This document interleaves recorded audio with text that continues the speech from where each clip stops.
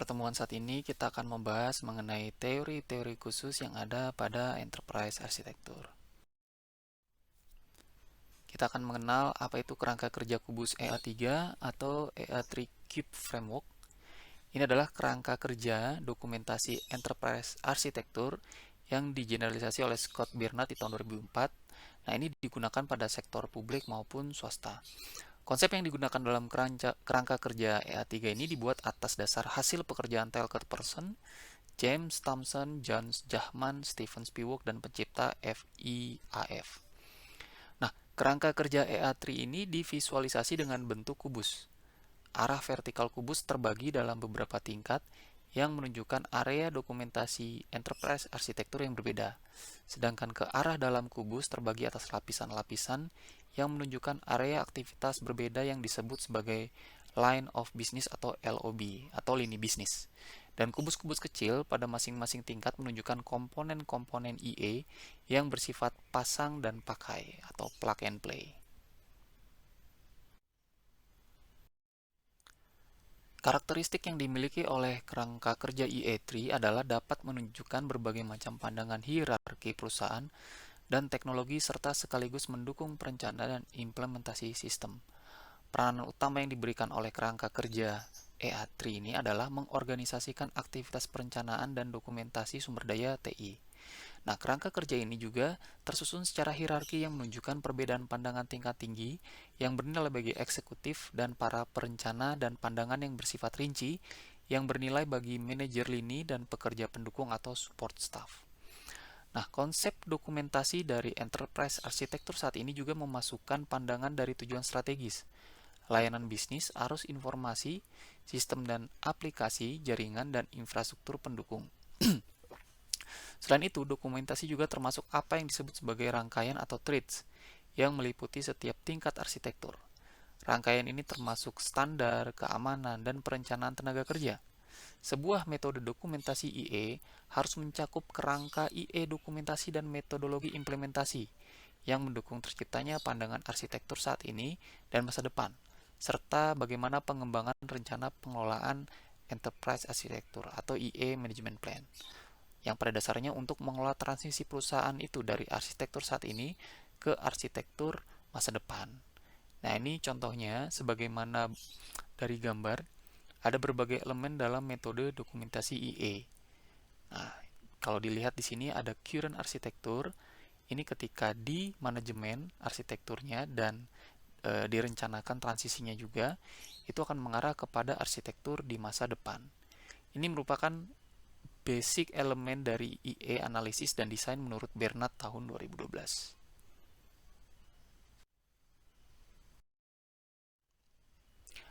Adapun dokumentasi IE ini dicapai melalui 6 elemen dasar, yaitu 1.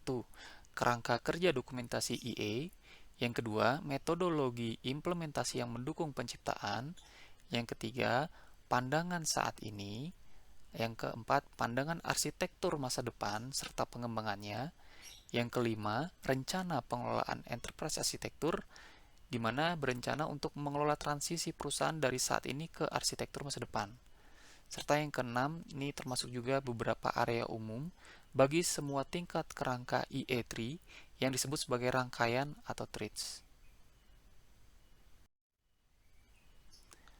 Ini adalah elemen pertama dokumentasi IE, yaitu kerangka kerja atau framework.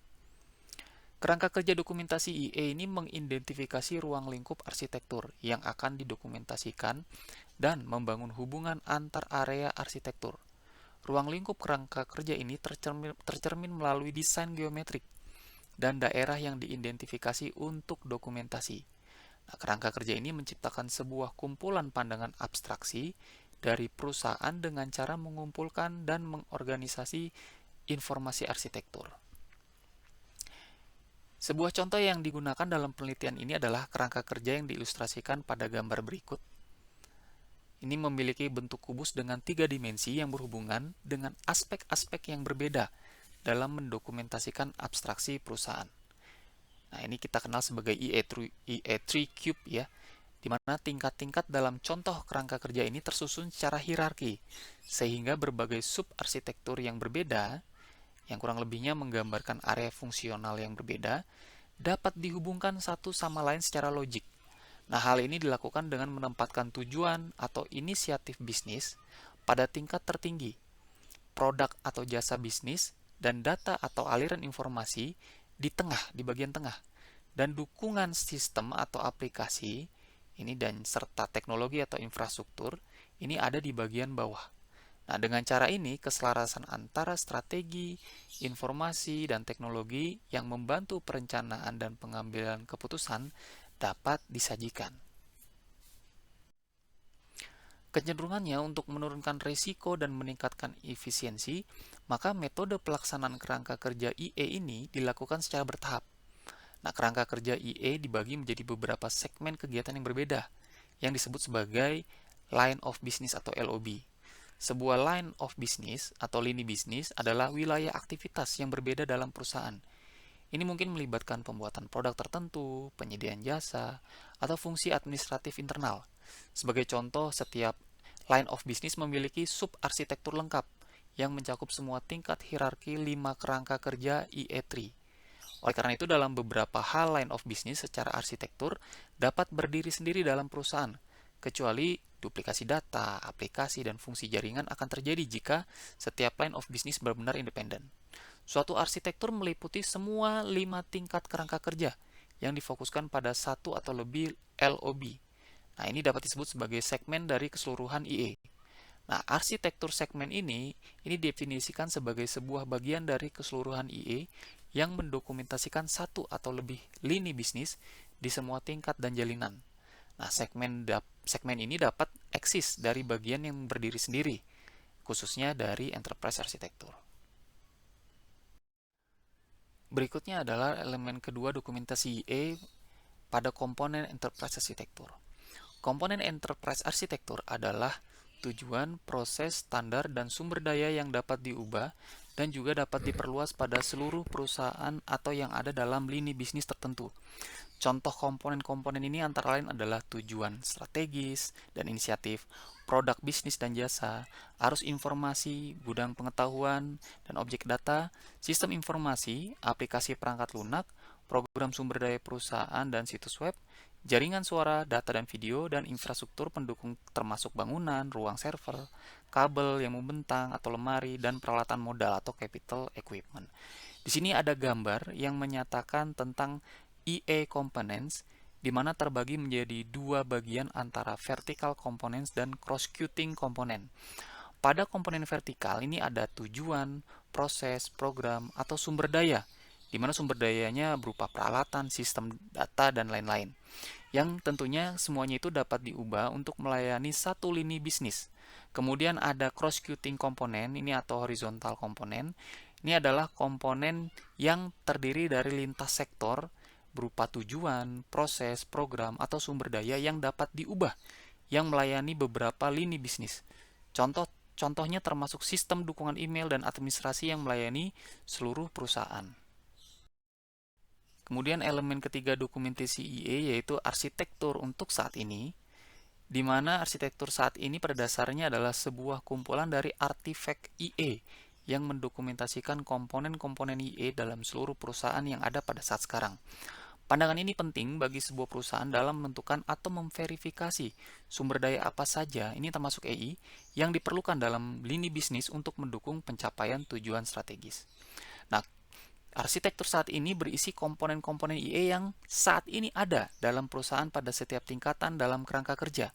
Nah, kadang-kadang disebut sebagai pandangan sebagaimana adanya atau as is view. Nah, pandangan IE saat ini berfungsi untuk menciptakan sebuah inventarisasi dasar sumber daya dan kegiatan saat ini, dan yang didokumentasikan dengan cara yang konsisten dengan pandangan IE masa depan, sehingga analis dapat melihat kesenjangan dalam kinerja antara rencana masa depan dan kemampuan saat ini. Memiliki pandangan saat ini yang akurat dan komprehensif dari komponen IE merupakan sebuah referensi penting bagi perencanaan proyek, manajemen aset, dan pengambilan keputusan investasi. Pandangan saat ini dari IE terdiri dari artefak berupa dokumen, diagram, data, spreadsheet, grafik, dan lain-lain, di mana semua artefak itu ada pada setiap tingkat kerangka yang diarsipkan dalam IE repository online untuk membuat berbagai pemangku kepentingan dapat mengakses gitu ya, enterprise arsitektur. Elemen keempat dalam dokumentasi IE yaitu arsitektur masa depan, di mana ini merupakan komponen IE yang saat ini sudah diperbaiki atau dimodifikasi agar dapat menutupi kekurangan yang ada dimiliki saat ini ya. Nah, dokumen arsitektur masa depan ini merupakan dokumen arsitektur yang baru atau komponen-komponen IE yang sudah dimodifikasi yang dibutuhkan oleh perusahaan untuk menutup kesenjangan kinerja yang ada atau mendukung inisiatif strategis baru, kebutuhan operasional atau solusi dari teknologi. Nah, seperti yang ditunjukkan pada gambar berikut, ini merupakan arsitektur masa depan yang didorong baik di tingkat strategis dan taktis dalam 3 cara, di mana ada arah dan tujuan baru, prioritas bisnis yang berubah, dan teknologi yang baru muncul.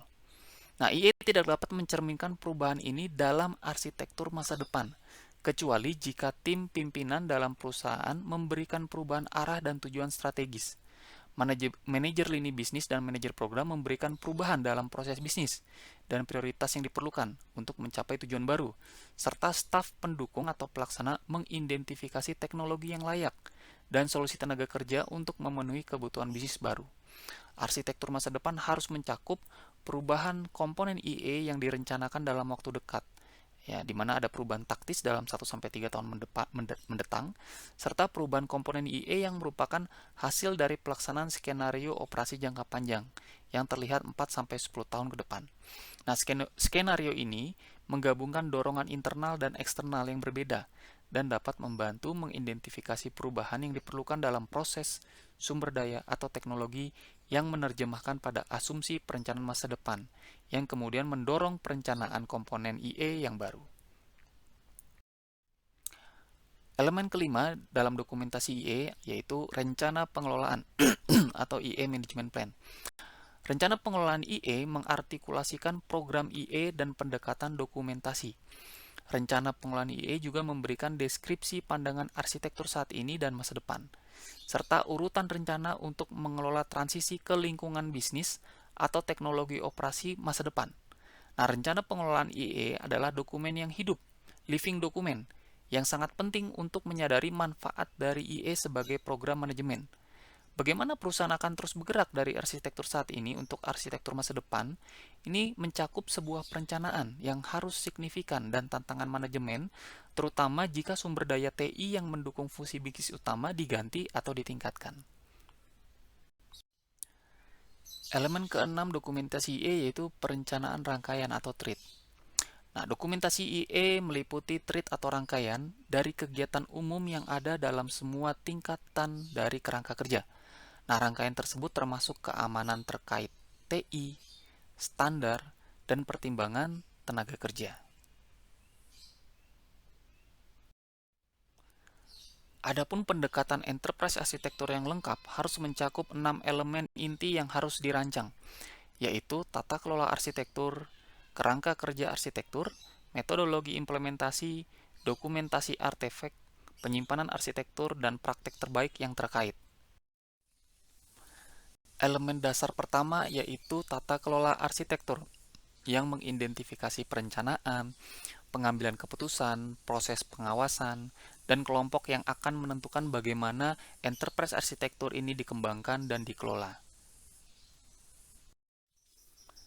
Elemen dasar IE yang kedua yaitu kerangka kerja arsitektur yang mengidentifikasi lingkup keseluruhan arsitektur dan jenis dan hubungan dari berbagai tingkat subarsitektur, rangkaian atau TRITs, dan sudut pandang lainnya. Pada dasarnya, tidak semua kerangka kerja memungkinkan untuk melakukan segmentasi atau melakukan integrasi strategi, bisnis, dan teknologi. Tapi IE3 Cube Framework memungkinkan hal itu terjadi. Elemen dasar IE yang ketiga yaitu metodologi implementasi. Ini merupakan langkah-langkah spesifik untuk membangun dan memelihara program enterprise arsitektur melalui pendekatan yang dipilih. Nah, gambar berikut adalah metode implementasi enterprise arsitektur 20 langkah menurut Bednarz, di mana terdapat beberapa fase, ada fase 1, 2, 3, dan 4, dengan setiap fasenya memiliki langkah-langkah yang sudah didetailkan. Elemen dasar IE yang keempat yaitu dokumentasi artefak, di mana dokumentasi artefak mengidentifikasi jenis dan metode dokumentasi yang akan digunakan dalam setiap sub-area arsitektur, termasuk analisis strategis, rencana bisnis, pengendalian internal, kendali keamanan, model alur kerja, basis data, sistem, dan jaringan. Berikut merupakan daftar 46 buah artefak menurut Bernard pada tahun 2012 dengan memperhatikan rangkaian atau treats berdasarkan kerangka kerja EA3 atau EA3 Cube. Nah, di sini pada tabel EA3 Cube level atau treat terdapat 7.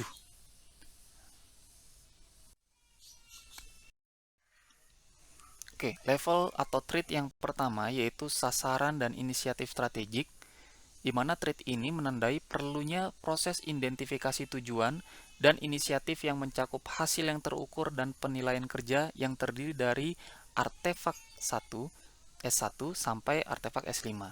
Ini S1 perencanaan strategi, S2 analisis SWOT, CONOPS skenario, CONOPS diagram, dan balance scorecard. Adapun untuk perencanaan strategi atau strategic plan, ini adalah dokumen perencanaan strategi yang berisi tentang arah perusahaan, strategi kompetitif, tujuan penting perusahaan, dan program-program atau proyek, bisa dalam 3-5 tahun mendatang. Nah, ini diawali dengan pernyataan yang jelas mengenai maksud atau tujuan dari perusahaan, atau visi misi yang dilengkapi dengan pernyataan mengenai bagaimana mencapai kesuksesan sebuah perusahaan. Selanjutnya dinyatakan juga deskripsi arah strategi yang diambil oleh perusahaan. Nah, ini skenario yang mungkin terjadi dan juga strategi bersaing tidak hanya akan menjamin daya tahan perusahaan, tapi juga kesuksesan dalam pengertian harus didefinisikan oleh perusahaan. Yang berikutnya S2 yaitu analisis SWOT. Ini adalah metode analisis yang dipakai perusahaan dalam mengidentifikasi faktor internal dan eksternal yang akan dipakai untuk melakukan improvisasi dan meningkatkan daya saing perusahaan. Yang berikutnya adalah CONOPS skenario. Ini adalah dokumen narasi yang menjelaskan tentang bagaimana cara perusahaan beroperasi pada saat ini atau di masa yang akan datang. Ini melalui CONOPS yang dibuat berdasarkan faktor internal dan eksternal yang dapat melalui analisis SWOT. Ini CONOPS bukanlah skenario mutlak, melainkan beberapa asumsi perencanaan. Kemudian S4 ini bicara tentang CONOPS diagram. Ini adalah diagram yang menggambarkan atau menjelaskan tentang bagaimana fungsi perusahaan secara keseluruhan atau sebagian saja. Dan yang terakhir S5 adalah balance scorecard. Ini menjadi kesuksesan di balik ukuran finansial untuk perusahaan dan membangun tujuan dan pengukuran dalam 4 kunci sudut pandang bisnis, yaitu konsumen, finansial, proses bisnis internal, dan pembelajaran serta perkembangan.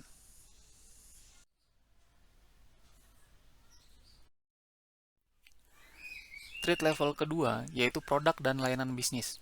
Ini adalah area arsitektur utama yang akan dipengaruhi oleh enterprise arsitektur.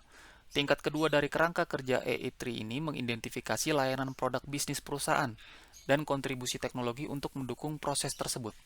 Istilah layanan bisnis ini digunakan untuk menyatakan proses dan prosedur yang dilaksanakan untuk mencapai misi dan tujuan perusahaan. Apakah itu untuk bersaing pada sektor swasta, melakukan pelayanan publik, mendidik, memberikan layanan kesehatan, atau memberikan kemampuan pertahanan. Nah, di sini terdapat 7 artefak dari mulai B1 sampai B7. Yang pertama B1 yaitu business plan. Ini adalah perencanaan yang menghasilkan fungsi bisnis dan strategi keuangan yang sejalan dengan tujuan perusahaan. Kemudian yang kedua B2 adalah node connectivity diagram. Menunjukkan node-node operasional, aktivitas yang dilakukan pada setiap node, hubungan node ke node, dan pertukaran informasi. Kemudian yang ketiga yaitu swim lane process diagram. Ini menyatakan diagram yang menggambarkan aktivitas dari setiap stakeholder yang terlibat di dalam kegiatan bisnis. Kemudian yang keempat yaitu business process diagram. Pada dasarnya ini menggambarkan setiap aktivitas secara keseluruhan, dari proses bisnis perusahaan termasuk setiap tingkatan aktivitas dan hubungan antar aktivitas di dalam proses bisnis perusahaan. Yang kelima ada activity atau product matrix, di mana menggambarkan matriks-matriks dari aktivitas-aktivitas yang ada, Kemudian yang keenam, use case naratif dan diagram. Ini menyatakan diagram yang menggambarkan interaksi antar aktor, peraturan bisnis, sistem dan layanan, serta aplikasi. Kemudian yang terakhir, yang ketujuh, B7, menyatakan investment business case dengan menggunakan format standar untuk mendeskripsikan nilai, resiko, dan tingkat pengembalian investasi yang dibuat dengan teknologi dan sumber daya lainnya. Trait yang ketiga yaitu data dan informasi. Tujuan sekunder arsitektur adalah mengoptimalkan data dan pertukaran informasi. Tingkat ketiga dari kerangka kerja EA3 Cube ini dimaksudkan untuk mendokumentasikan bagaimana informasi saat ini sedang digunakan oleh perusahaan dan bagaimana arus informasi masa depan akan terlihat. Tingkat ini dapat tercermin melalui dokumen strategi TI yang mengikat ke dalam rencana strategis perusahaan dan atau rencana bisnis. Tujuan dari strategi TI adalah untuk membentuk suatu pendekatan tingkat tinggi dalam mengumpulkan, menyimpan, mengubah, dan menyebarkan informasi pada perusahaan. Penggunaan konsep-konsep seperti manajemen pengetahuan, data mining, gudang informasi, dan portal web dapat diatur melalui strategi TI. Adapun artefaknya adalah dengan ID D1 sampai D8. D1 yaitu Knowledge Management Plan. Ini menyediakan deskripsi detail mengenai bagaimana pengetahuan, informasi, dan juga data didistribusikan dalam perusahaan. Kemudian yang kedua, Information Exchange Metric. Ini mendeskripsikan atribut relevan dari pertukaran data antar sistem. Atribut ini dapat mencakup ukuran, spesifikasi logis dari informasi, misalnya media, ketepatan waktu yang dibutuhkan, dan klasifikasi, serta properti informasi keamanan. Kemudian D ketiga, Object State Transition Diagram. Ini adalah diagram yang menggambarkan daur hidup dari setiap aktivitas, mulai dari awal sampai aktivitas berakhir. Kemudian yang keempat, Object Event Trace Diagram. Ini mendukung pelacakan aksi dalam serangkaian skenario atau urutan operasional. Setiap model harus fokus kepada urutan kritis dari kejadian, dan deskripsi dari skenario ini harus mengikuti model. Kemudian yang berikutnya D5 merupakan Logical Data Model. Ini merupakan model data semantik yang dapat dikembangkan dengan menggunakan metode terstruktur tradisional dan menggunakan simbol Entity Relationship Diagram. Kemudian yang ke D6, Physical Data Model, ini digunakan untuk mendeskripsikan bagaimana informasi digambarkan dalam Logical Data Model yang seharusnya diimplementasikan dalam sistem informasi terotomatisasi. Kemudian yang ke D7, Activity atau Entity Matrix, adalah pemetaan yang dikembangkan oleh entitas data yang terpengaruhi oleh aktivitas bisnis. Kemudian yang D8, Data Dictionary, ini adalah sebuah kamus data yang menyediakan daftar komprehensif dari entitas data yang dikumpulkan dan dirawat oleh perusahaan, termasuk atribut standar, kunci dan hubungan dari setiap data, dan lainnya. Trait yang keempat yaitu sistem dan aplikasi, dimaksudkan untuk mengorganisasikan dan mendokumentasikan kelompok sistem informasi saat ini dan aplikasi yang digunakan oleh perusahaan dengan berorientasi pada arsitektur layanan. Adapun artefaknya yaitu dengan kode ID SA1 sampai SA9. SA1 yaitu diagram antarmuka sistem. Ini menunjukkan antarmuka secara logika atau fisik antara sistem perusahaan untuk informasi, produksi, dan lain-lain, di mana informasi dan sumber daya lainnya itu ditukar atau didistribusikan. Yang kedua, yaitu System Communication Description, adalah sebuah sistem interface diagram yang menyediakan deskripsi bagaimana sebuah data dikomunikasikan antar sistem seluruh perusahaan termasuk sistem tentang link, jalur, jaringan, dan media.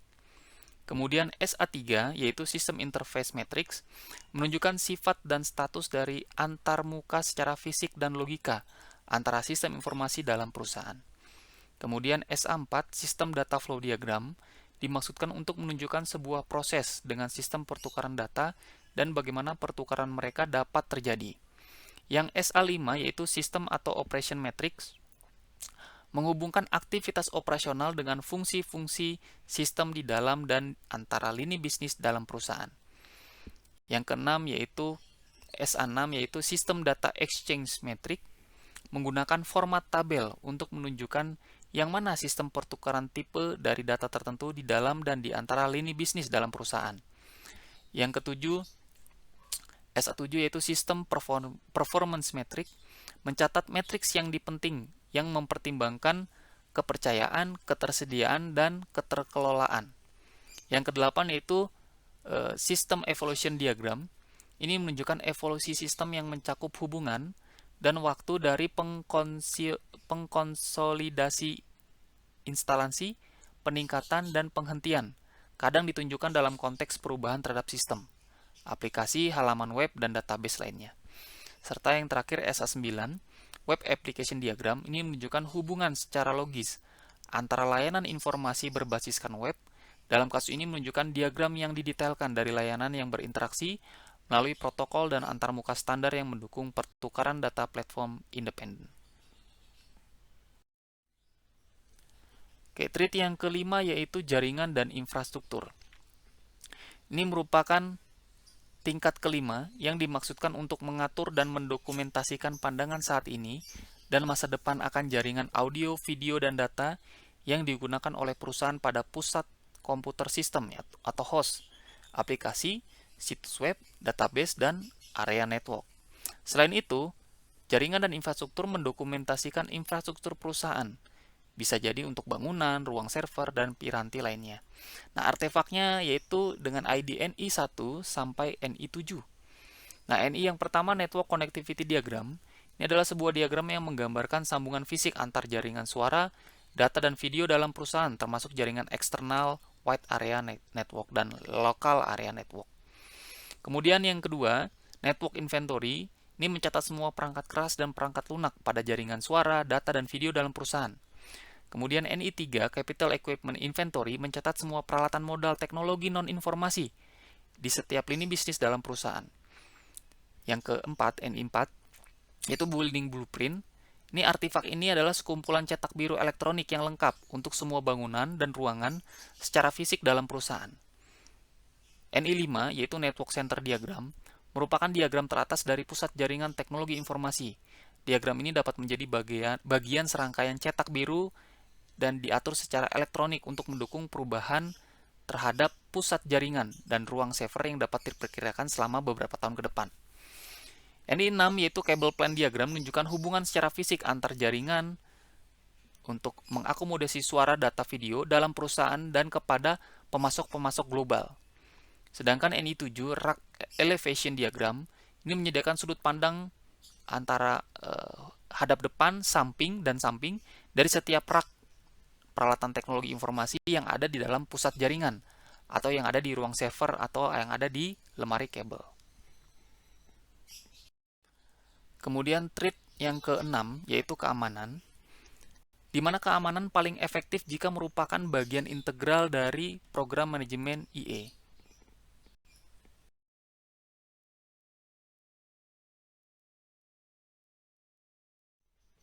Trait yang kedelapan yang terakhir yaitu angkatan kerja. Ini istilah lain dari kemampuan atau skill, di mana merupakan salah satu sumber daya terbesar dalam sebuah perusahaan, yaitu memiliki sumber daya manusianya. Penting untuk mengidentifikasi bagaimana SDM itu terampil dan mampu menggunakan teknologi yang mendasari layanan bisnis dan juga informasi. Nah, terdapat 3 artefak, yaitu W1 dan W3. Yang pertama yaitu Workforce Plan. Ini menyediakan deskripsi tingkat tinggi mengenai bagaimana modal manusia diatur dalam perusahaan. Kemudian ada W2 yaitu bagian organisasi atau organization chart, menunjukkan bagaimana posisi dan personel diatur dalam diagram secara hierarki atau format matriks. Dan yang terakhir W3 yaitu Knowledge and Skills Profile. Ini menyediakan pendataan secara detail mengenai orang seperti apa yang harus mengetahui dan dapat melakukan sesuatu pekerjaan dalam posisi khusus di dalam perusahaan.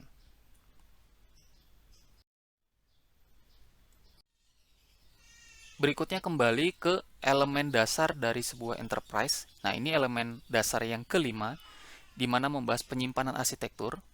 Nah, elemen dasar kelima ini bicara tentang repository atau penyimpanan yang meliputi situs web enterprise arsitektur basis data dokumentasi, dan aplikasi perangkat lunak yang digunakan untuk pemodelan, analisis, dan pelaporan.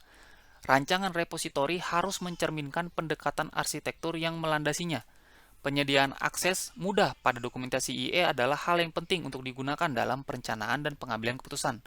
Hal ini dapat dicapai melalui pembuatan repositori enterprise arsitektur dalam jaringan untuk mengarsipkan dokumentasi komponen IE dalam berbagai bidang kerangka kerja IE. Nah, IE repositori ini pada dasarnya adalah situs web dan juga basis data penyimpanan informasi yang menyediakan tautan ke IE tools dan sumber daya program IE lainnya.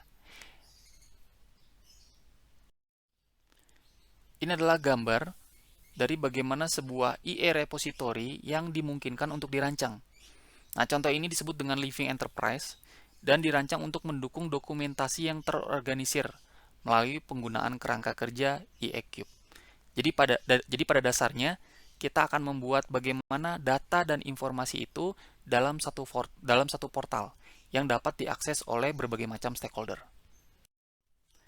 Elemen inti IE yang keenam yaitu praktik terbaik yang terkait, di mana ini merupakan cara yang telah terbukti untuk mengimplementasikan bagian dari keseluruhan arsitektur atau sebagian yang dikenal dengan subarsitektur dalam konteks meta IE, yaitu komponen-komponen atau unit-unit kecil dari enterprise arsitektur yang berada pada strategic level, business level, ataupun technology level. Penting sekali kita mengenal 5 force porter dalam konsep enterprise arsitektur karena ini mendasari analisis posisi kompetitif berdasarkan 5 kekuatan dalam melakukan penilaian dan evaluasi kekuatan kompetitif. 5 force porter ini digunakan untuk menilai dan mengevaluasi kekuatan kompetitif dan posisi dari sebuah organisasi melalui 5 kekuatan yang menentukan intensitas persaingan dan daya tarik pasar. Nah, 5 kekuatan ini membantu mengidentifikasi letak kekuatan kompetitif organisasi untuk menghindari kelemahan organisasi. Adapun 5 kekuatan itu terdiri dari trade of new entry, buyer power, supplier power, trade of substitute, dan rivalry. Kita juga perlu mengenal mengenai Enterprise Architecture Management Plan, di mana pengelolaan perencanaan enterprise arsitektur harus dikelola melalui IE Program Management, IE Current Architecture Summary, dan IE Future Architecture Summary. Yang pertama yaitu IE Program Management. Ini merupakan bagian untuk mendukung pengembangan kebijakan, pengambilan keputusan, dan penggunaan sumber daya yang efisien atau efektif. Adapun dokumentasinya yang pertama yaitu Governance and Principle, di mana bagian dokumen ini menunjukkan bahwa kebijakan dan pengambilan keputusan akan terjadi dalam program enterprise arsitektur. Yang kedua, Support for Strategy and Business. Bagian ini menekankan bahwa salah satu tujuan utama dari program IE adalah untuk mendukung dan meningkatkan strategis dan perencanaan bisnis perusahaan, serta mengidentifikasikan kesenjangan. Yang ketiga yaitu IE Roles and Responsibility. Bagian ini mendokumentasikan peran stakeholder dalam program IE. Kemudian yang keempat, IE Program Budget. Bagian ini mendokumentasikan anggaran untuk program IE. Dan yang terakhir yang kelima, IE Program Performance Measures. Dokumen ini mengungkapkan tentang bagaimana efektivitas dan efisiensi dari program IE. Bagian yang kedua yaitu IE Current Architecture Summary, di mana pada dasarnya menunjukkan keterkaitan antara komponen IE set ini dan produk di setiap tingkat IE3 framework atau TRID. Nah, tujuannya untuk memberikan pandangan yang terintegrasi bagaimana komponen dan artefak bekerja untuk mendukung satu sama lainnya. Nah, di sini ada dokumentasinya, yaitu yang pertama, Strategic Goals and Initiative. Bagian ini mengidentifikasikan bagaimana program IE dan komponen IE mendukung pencapaian tujuan strategis dan inisiatif organisasi. Yang kedua, Business Service and Information Flow. Bagian ini mengidentifikasi dan menekankan peran bahwa IE bermain dalam mendukung analisis proses bisnis dan serta-merta perbaikannya, serta di akhir mengidentifikasi dan mengoptimalkan arus informasi di dalam dan di antara proses-proses tersebut. Yang ketiga, bicara tentang System and Application. Bagian ini mengidentifikasi bagaimana komponen IE dan artefak di sistem dan aplikasi tingkat dukungan IE3 Framework ini membahas mengenai informasi yang diperlukan dalam perusahaan. Kemudian yang keempat, teknologi infrastruktur. Bagian ini membahas mengenai semua data dan komponen dan artefak yang lainnya untuk membentuk tingkat infrastruktur teknologi IE3 Framework. Yang kelima, IT Security. Bagian ini membahas pendekatan umum untuk keamanan IT di semua tingkatan IE3 Framework. Yang keenam, IE Standard. Bagian ini menyatakan standar dalam mendokumentasikan Technical Standard Reference Model atau TSRM yang menyediakan standar IE untuk semua metadata dan keamanan teknologi informasi selama pengembangan komponen IE. Dan yang terakhir ketujuh, Workforce Requirement. Bagian ini menjelaskan pendekatan untuk perencanaan teknologi informasi dalam perihal penyediaan sumber daya manusianya, dan memberikan pelatihan dalam menggunakan teknologi informasi di semua lini line of business. Bagian yang ketiga yaitu IE Future Architecture Summary. Ini pada dasarnya menunjukkan adanya kaitan antara komponen IE di masa mendatang dengan produk di setiap tingkat IE3 Framework atau TRIT-nya. Nah, dokumentasinya yaitu Future Operating Scenario. Ini bicara tentang skenario operasi di masa mendatang yang disajikan bersama dengan deskripsi dari tujuan skenario untuk respon-respon tertentu. Kemudian yang kedua, Planning Assumption. Ini bicara tentang skenario yang dibahas lebih lanjut dalam hal apa yang mereka maksudkan dengan prioritas perusahaan. Kemudian yang ketiga, Updating Current and Future View of the IE. Ini bicara tentang dokumentasi perubahan yang direncanakan untuk diproses dalam menciptakan pandangan masa depan. Yang keempat yaitu IE Sequencing Plan. Ini merupakan bagian rencana urutan dalam rencana pengelolaan enterprise arsitektur dalam mendokumentasikan tugas, tonggak, dan kerangka waktu untuk mengimplementasikan seluruh komponen IE dan artefaknya. Dan yang terakhir, IE Configuration Management.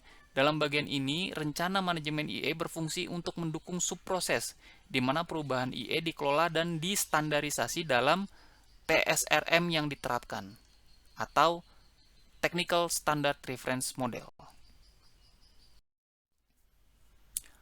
IE dokumentasi menyediakan deskripsi secara holistik dan terperinci dari arsitektur saat ini dan masa depan di semua bidang kerangka dasar.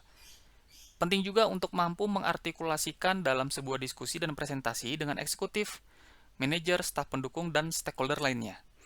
Adapun unsur-unsur dasar dari IE harus mampu memahami dan menceritakan bagaimana masing-masing arsitektur harus sesuai, sehingga semuanya dapat menggunakan IE dalam perencanaan dan pengambilan keputusan di dalam perusahaan.